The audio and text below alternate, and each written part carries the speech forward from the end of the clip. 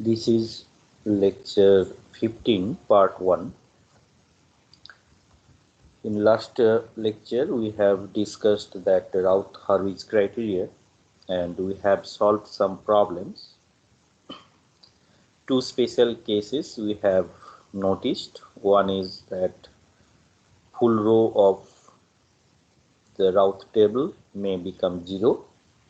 So in that case, we need to form that auxiliary equation, and the other case is the element in the first column may become 0.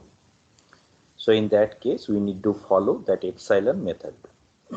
So today, we will first one example on Routh-Hurwitz criterion. So that example is,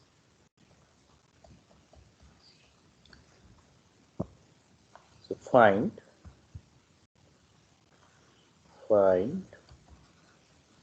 the number of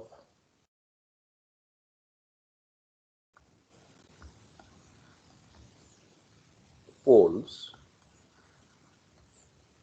in the left half plane, in the right half plane, and on the imaginary axis.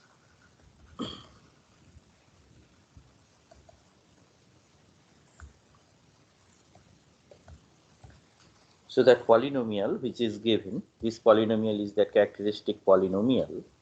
So it is given as s to the power 8, 3 to the power 7, 10 s to the power 6, 24 s to the power 5,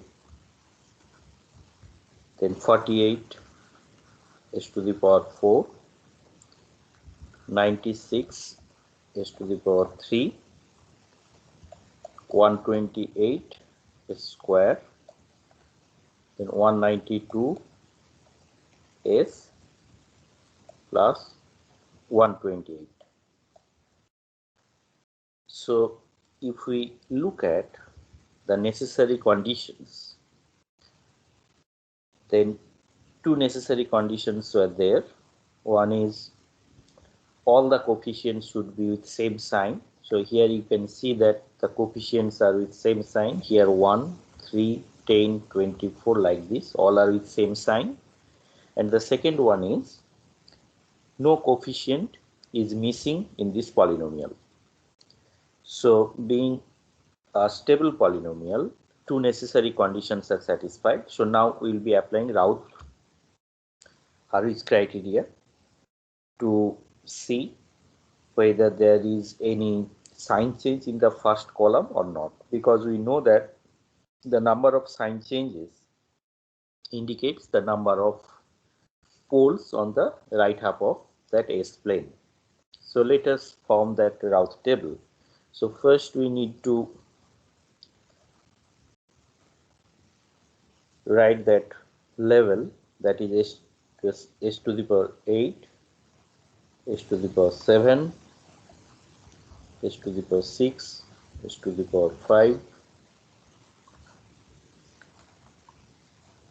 4, 3, 2, 1 and 0. So here the first one is, that is 1, here 1, then 10. So we can write that this is 1, this is 10, then 48, 128, 128. Then in the next row you have 3, 24, 96, 192. So interestingly, one thing you can notice here, whenever you form Routh table, you can also take common and can simplify it. So here if you take common, so that is divided by 3, so that would be 1, and here you have that 8, then here you have 32,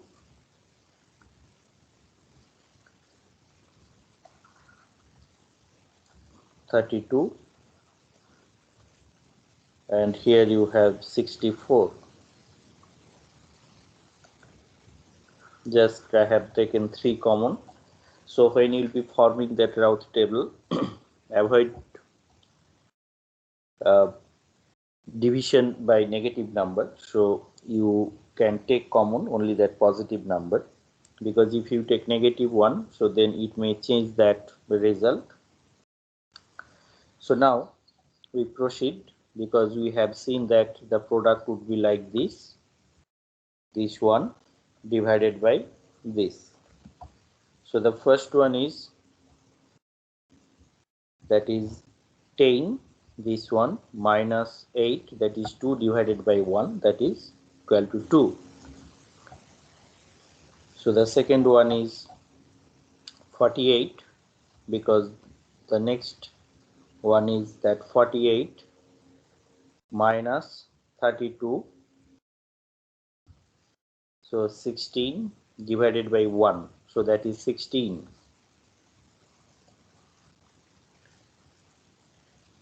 So here you can notice as we have taken common, so then those numbers become small and it helps us to form that Routh table easily.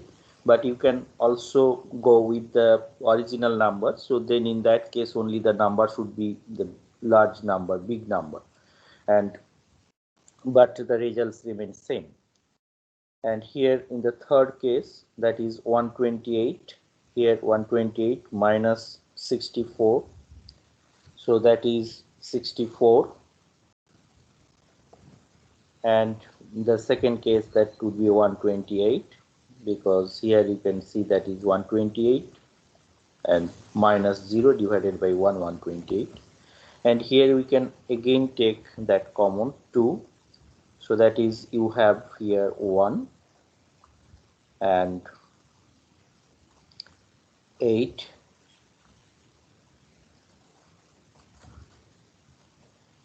then 32, just we are taking 2 common, so that is 64.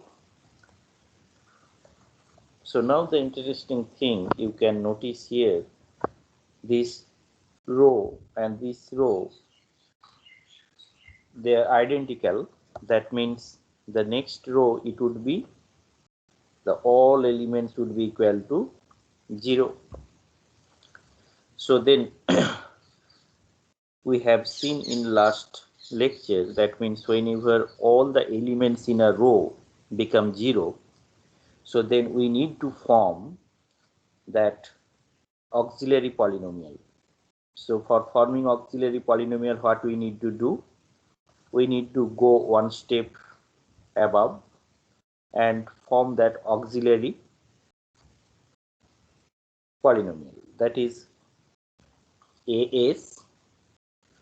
So here the auxiliary polynomial, that is AS, and you can see here that is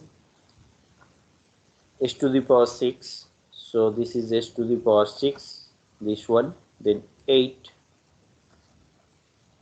s to the power 4, because that would be one even polynomial we have already discussed, and then 32 square plus 64.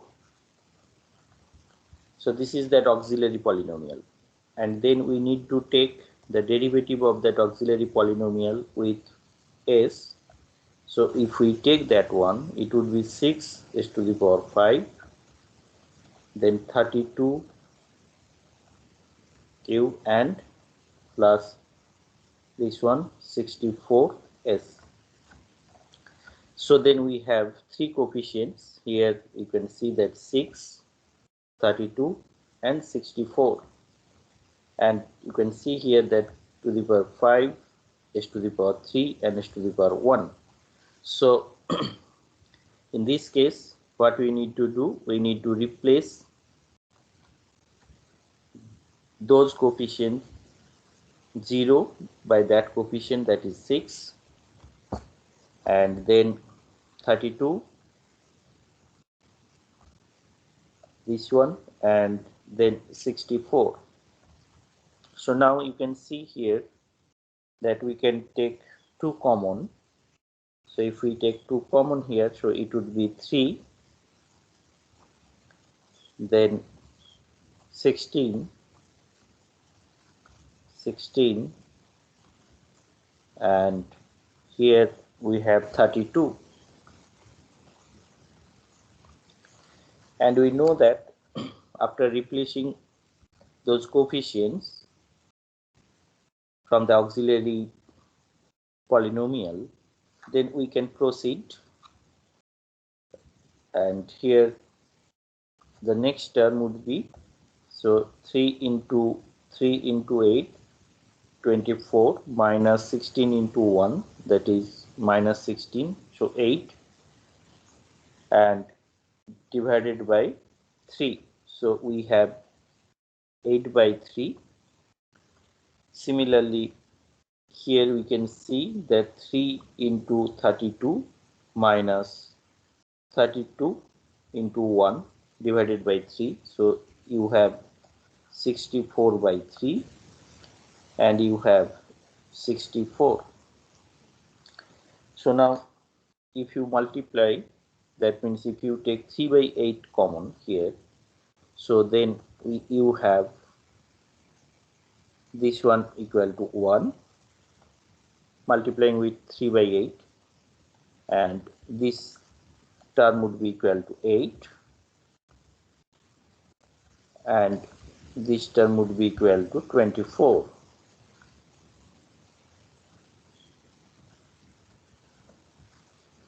So then if we proceed, what we get, so 1 into 16 minus 8 into 3, so 16 minus 24, that is minus 8 divided by 1, so that is you have minus 8 here. Similarly, 1 into 32 minus 24 into 3, so that is minus 40. So now if you just take 8 common here, so then you have minus 1, and here you have minus 5. So as I have pointed out, whenever negative number should be there, should take only positive number common. So here I have taken 8, but if you take minus 8, that result may be different. And here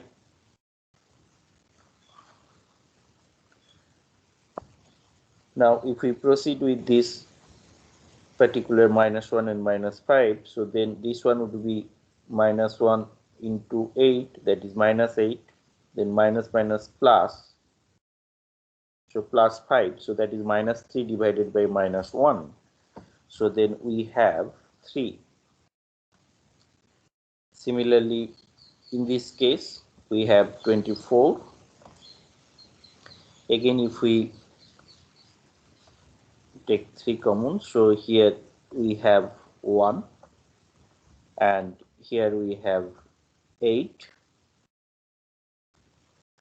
So then the next one would be minus 5, so minus 5 and plus 8, that is 3, so we have 3, and here we have 8.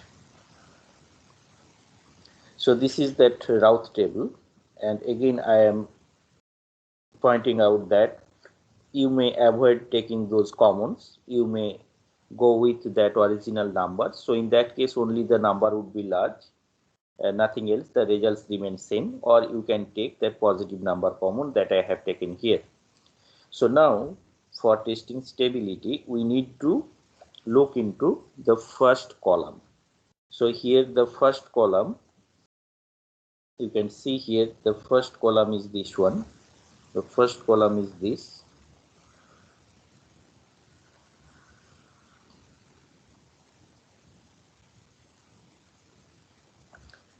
But if we go with that standard method, we would not get that correct result. The reason is here you can see that all elements in a row become 0.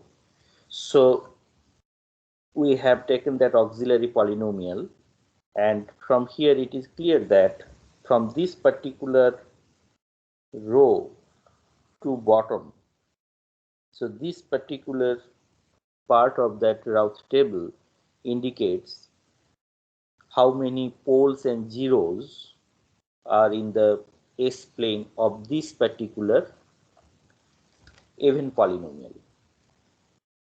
And in last lecture we have discussed that even polynomial has roots symmetric with respect to the origin. So then just look at the first column, what happens here. So first one is 1, this is 1, 3, 1, but here there is one minus 1, 1, 3, 8.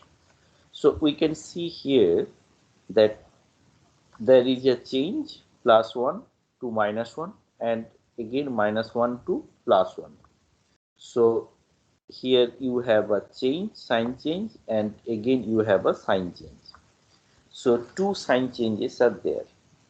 So whenever two sign changes are there, then it is clear that for this particular auxiliary polynomial, even polynomial, two roots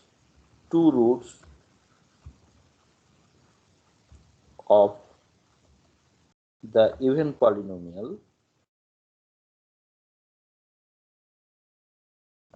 that is that auxiliary polynomial, in the right half plane. So two roots of the even polynomial in the right half plane. Since two roots are there, and we know that in case of even polynomial the roots are symmetric with respect to origin. So obviously two roots, to maintain the symmetry with respect to origin, so two roots of the even polynomial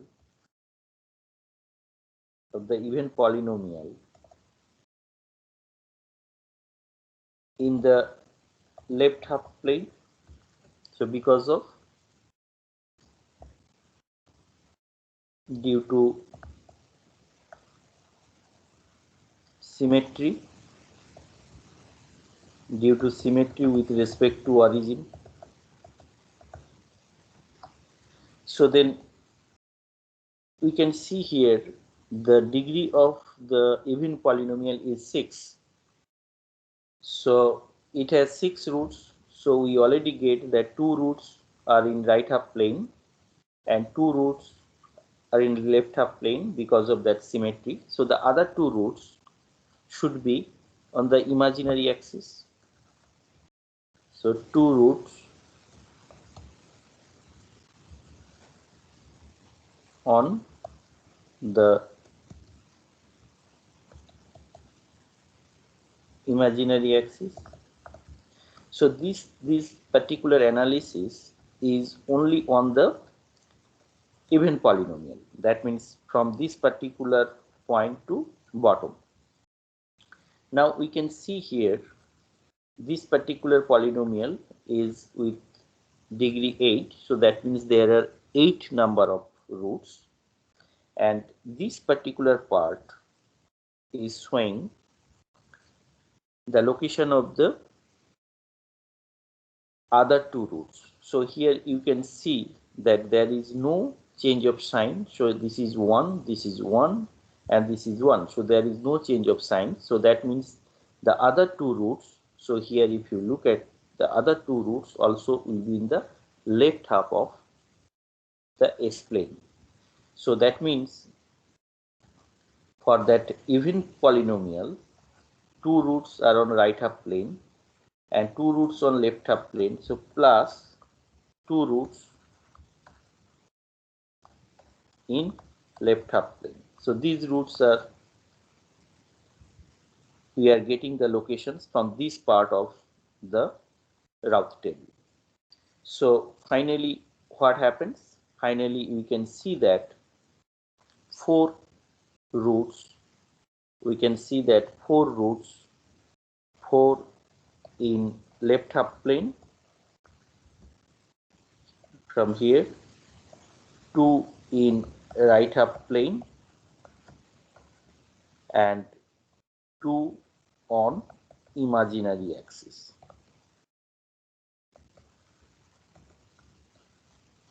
So your problem was to find out the location of the roots, in the left half plane, right half plane and on the imaginary axis. And here in this particular example we have faced that particular problem. That means one row becomes completely zero. So in that case we have taken that auxiliary polynomial and then we have taken derivative and replaced the zero by those coefficients and then we proceed. And in this particular example I have shown that we can take also that common, the positive numbers, and then we can proceed, so that forming a route table becomes easy. And then we have used that particular property of even polynomial, that means the roots are symmetric with respect to origin, and then we get this result. So route Harvey's criteria that we have discussed in last class, that means this is a method for finding roots of a polynomial in S domain, and it has two limitations. One limitation is it is only applicable to the polynomial with constant coefficients, and second one is the stability boundary is always treated as imaginary axis. That means you need to find whether roots are in left half or right half plane. So if there is no change of signs in the first column of route table, then all roots are in the left half of plane, and number of sign changes indicates that how many roots are in right half of plane. But there are two special cases. In one case, that all elements in a row become zero. So in that case we need to take that auxiliary equation and we need to apply the concept of that even polynomial. And the other case, if the first element of a row becomes zero, so then we need to follow that epsilon method, but sometimes that epsilon method may fail. So now we are going to discuss the time domain analysis. So in this particular topic, that is the time domain analysis,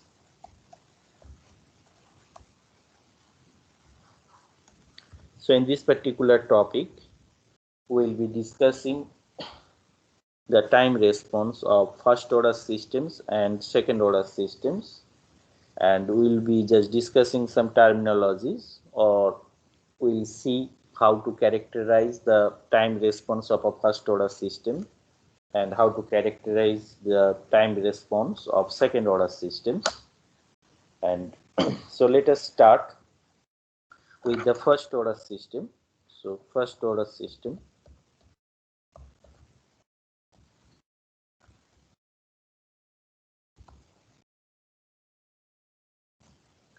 So here you have a system with the transfer function, say s, a by s plus a, and you have applied one input, and we are interested in to find what would be the output. So this is that system, and in this particular analysis we will be considering three input signals, that is three standard signals.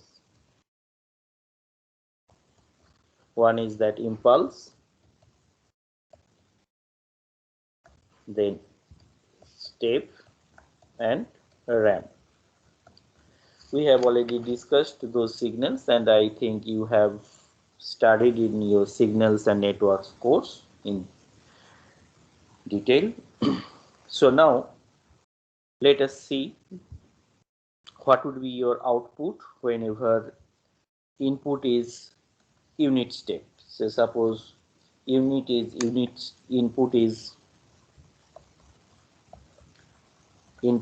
unit step.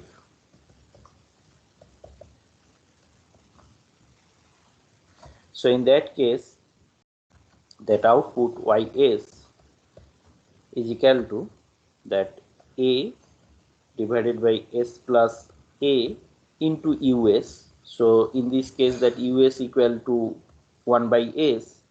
So that would be the output. And what is yt? So yt is that Laplace inverse of ys. So then you would have that Laplace inverse of 1 by s by 1 by s plus a. So then you get that 1 minus e to the power minus at. So that means whenever you apply a step input, unit step input, so then you have this response. So now let us draw this response.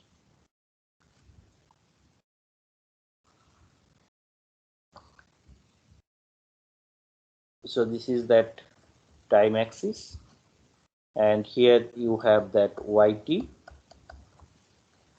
So we have applied that step input, unit step input, so that is that value 1,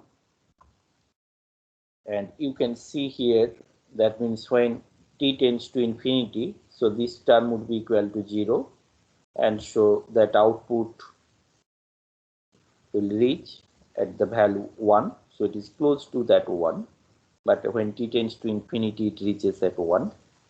So then the response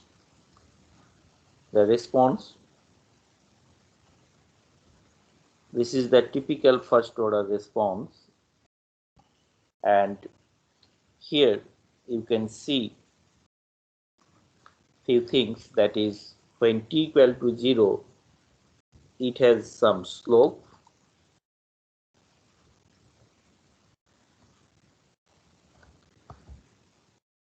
and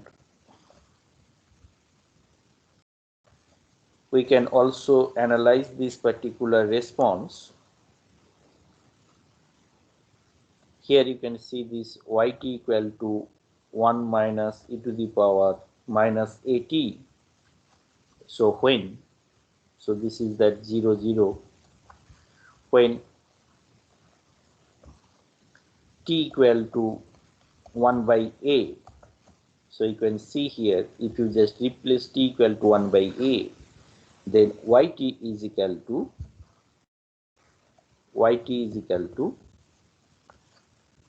1 minus e to the power minus 1. So that is 0.632.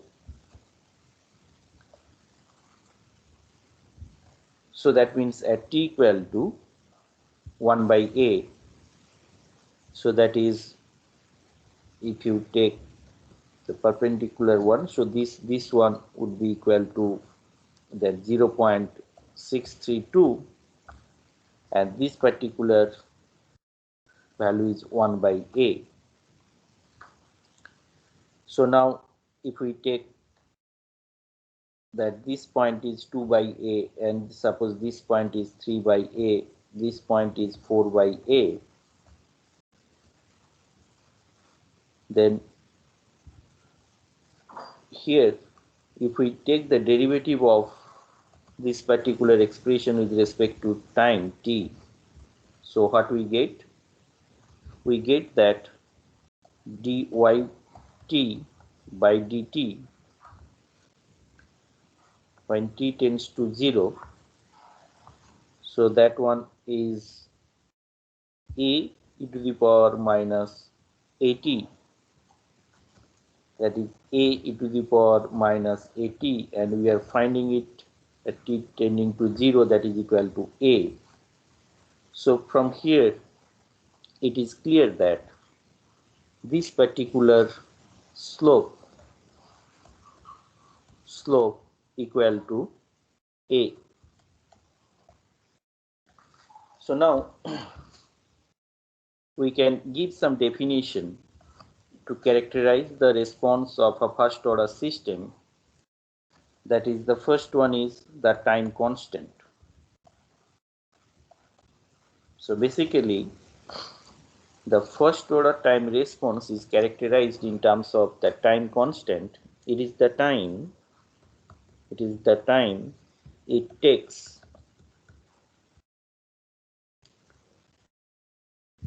for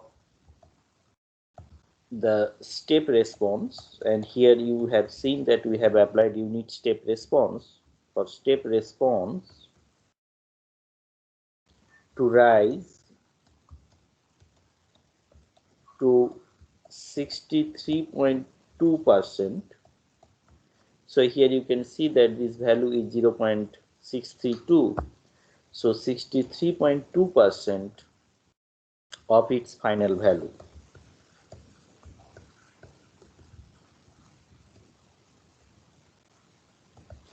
So that means here the final value is 1, so the time takes, so this is the time, here you can see this is the time 1 by a, so this time takes to reach 63.2% of that final value. So this particular time 1 by a is called the time constant. So here we can see the time constant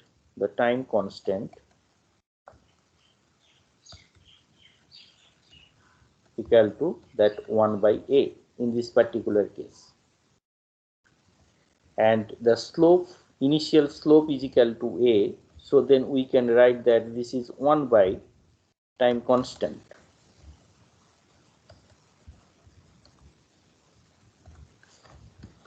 And in this particular time response we can also define some other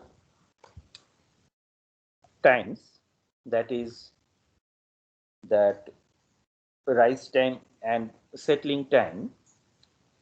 So here you can see the rise time is defined like this.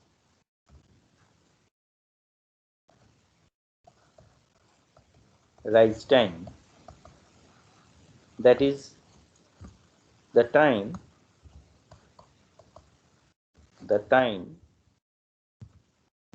required to go from 0.1 to 0.9 or 10% to 90% of its final value. So here you can see that the final value that we have, that is 1, because we have applied that unit step. So now that 0.1%, 0.1% means here, so suppose this is 0.1%, 0.1, and suppose this is that 90% here, so this is suppose that 90%. So now according to that definition,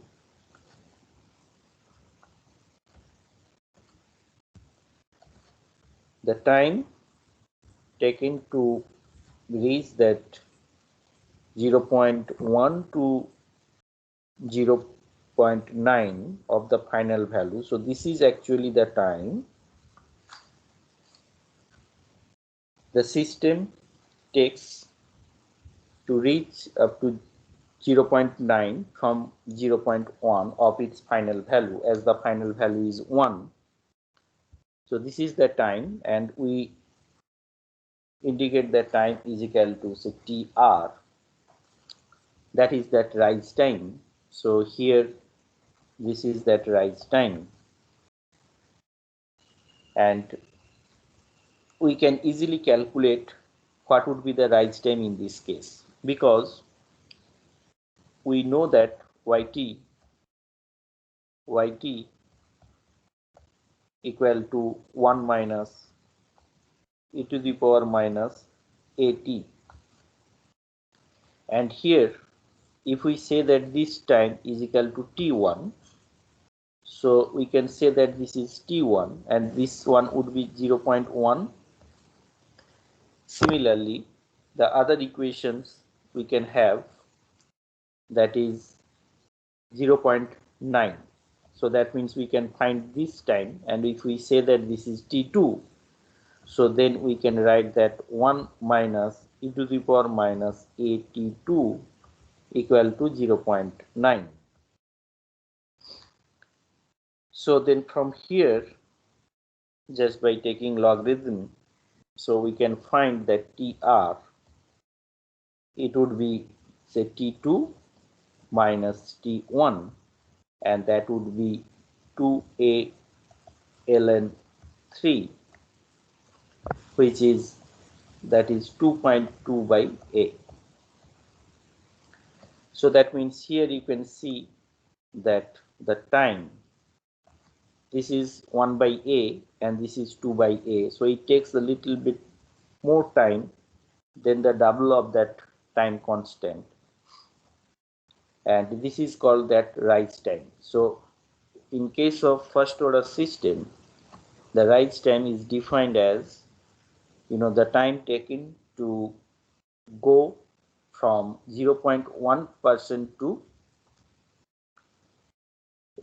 10% to 90% of its final value, and here we have calculated that it is nearly 2.2 by A, and 1 by A, this is time constant. So if we say that this is equal to T, if we say that this is equal to T, this value equal to T, that is 1 by A, so basically it would be equal to 2.2 times of the time constant T. So now we are going to define another term related to that time response of first order system, that is settling time. So we say that the settling time is denoted by Ts. So by definition, settling time is the time for the response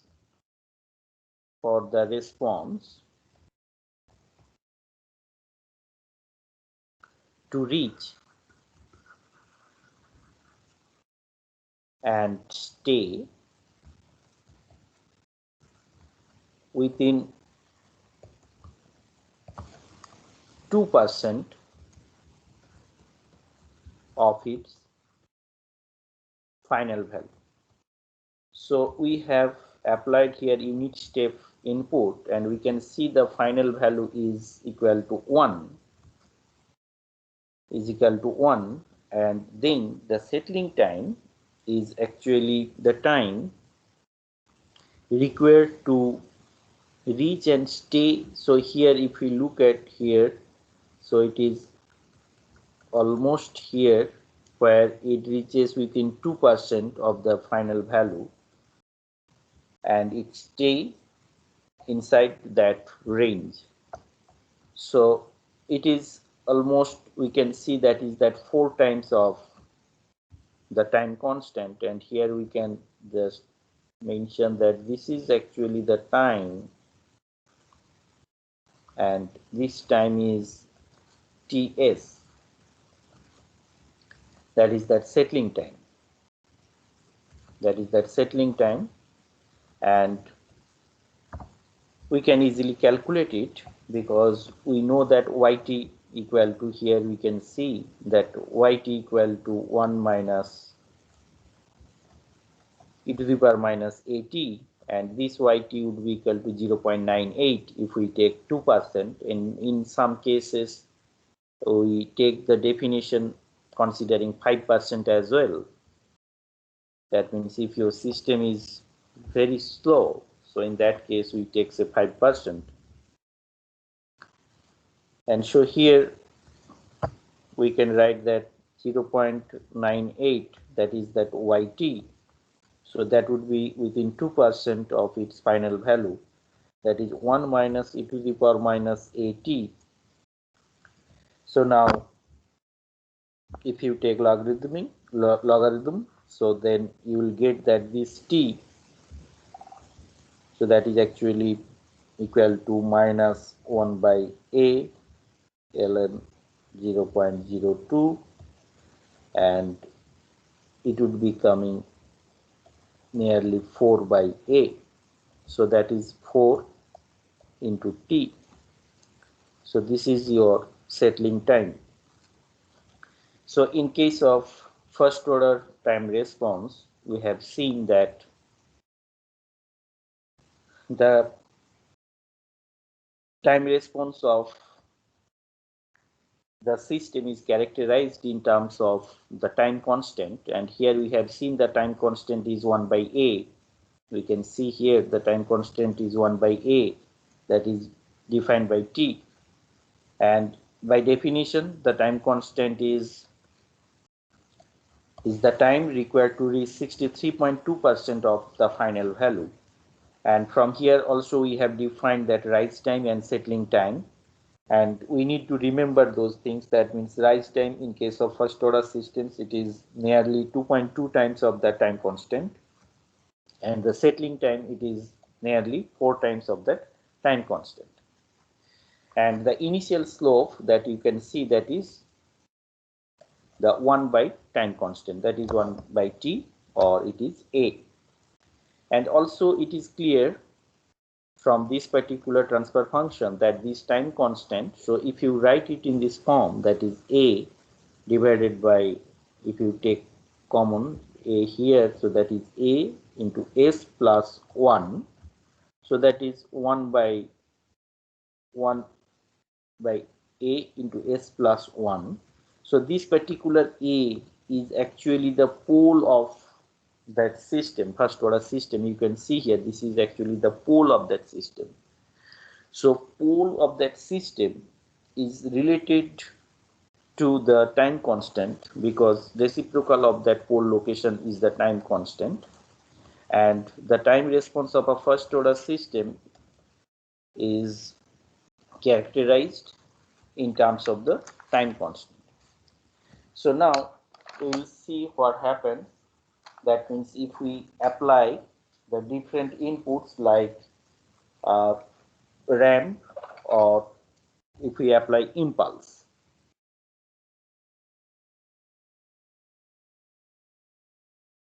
So now we are interested in to see, that means what is that unit impulse response.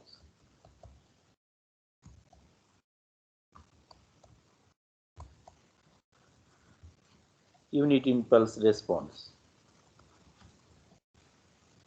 So let us take that GS. So now we are taking that transfer function in that form st plus 1. So just now we have seen, that means we can write it in this form. So this form particularly, that is 1 by a, that is the t. So we have written in this particular form gs equal to 1 by st plus 1. So now it is unit impulse, and if you take Laplace transform of the unit impulse, it would be 1. So that ys, so the ys equal to 1 by st plus 1, and then from here you can have that yt equal to 1 by t e to the power minus t by t, and this is t greater equal to 0. So this is that unit impulse, and here if we draw the response, this is that time, and here you have that yt. So when t equal to 0, here, so that means it starts from that 1 by t, and if this is the time constant, that is 2t, 3t, 4t. So basically that the final value is 0, and it takes 40 times, t is the time constant, to reach within 2% of its final value. And this is that 0, 0. So this is the typical response, unit impulse response, and this is that expression. We get it just by taking inverse Laplace transform. So now we are interested to see what would be the unit ramp response, ramp function.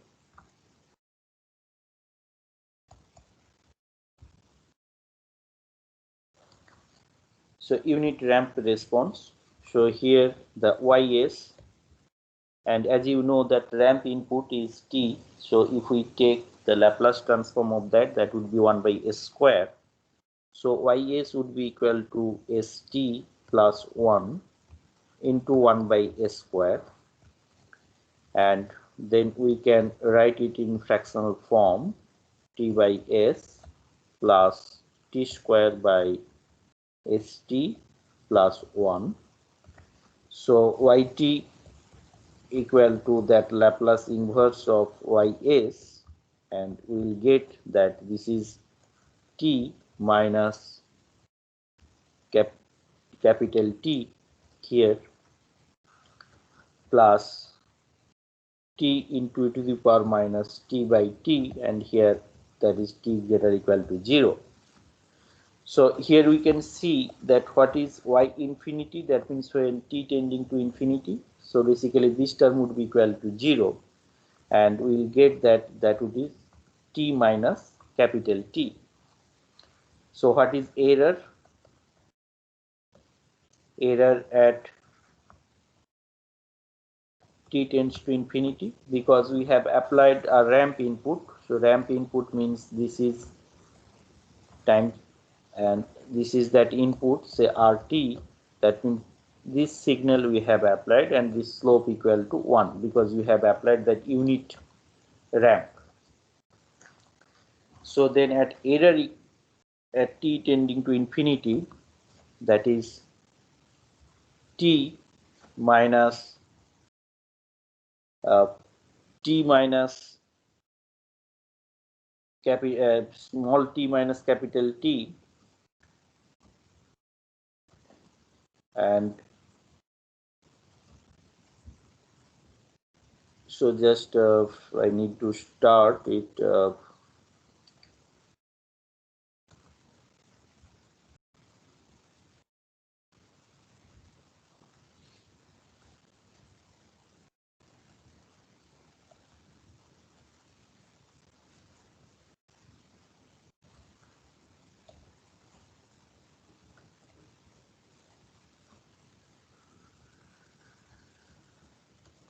So here we are discussing that response, that unit impulse we have done, and I think because of some technical problem uh, we need to repeat it again. That is that unit impulse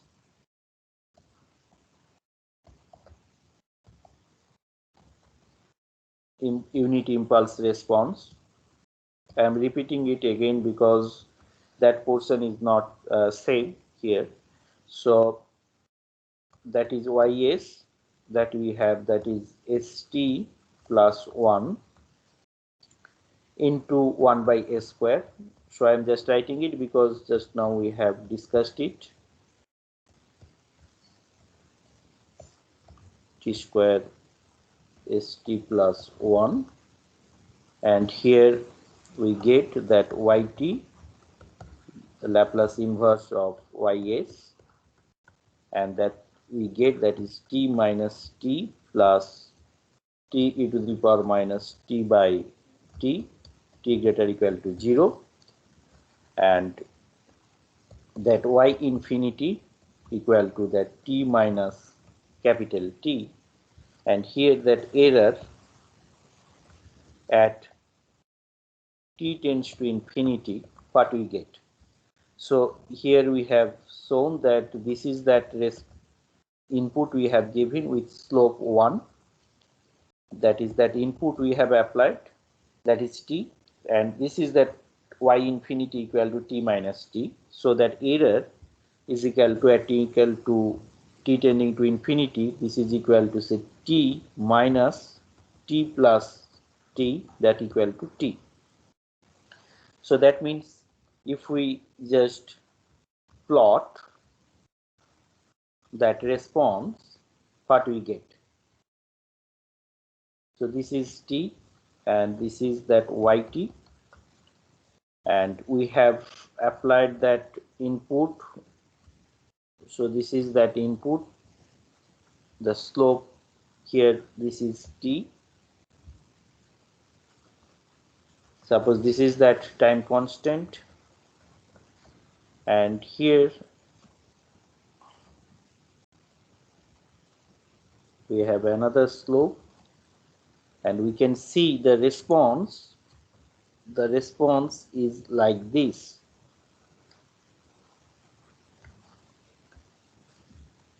And here when t tending to infinity, so that means this particular difference is t, as well as if you take that perpendicular difference, that means if you take any point here, this distance also would be equal to t. The reason here you can see the slope here 1 and here also the slope 1, and t is that time constant, and we can see here that error when t tending to infinity, the error is t. So that means it is interesting to note that whenever we apply step input, then we have this response, and whenever we apply that unit impulse, then we have this response, and whenever we apply unit so this is unit ramp,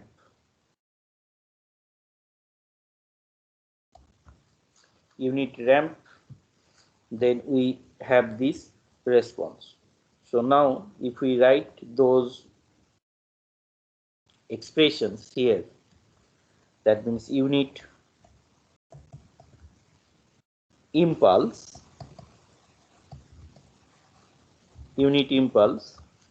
so then that is yt equal to 1 by t e to the power minus t by t. We have seen it here, that unit impulse, this one, then that unit step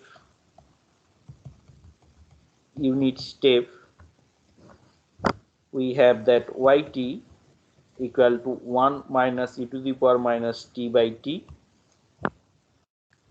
and unit ramp,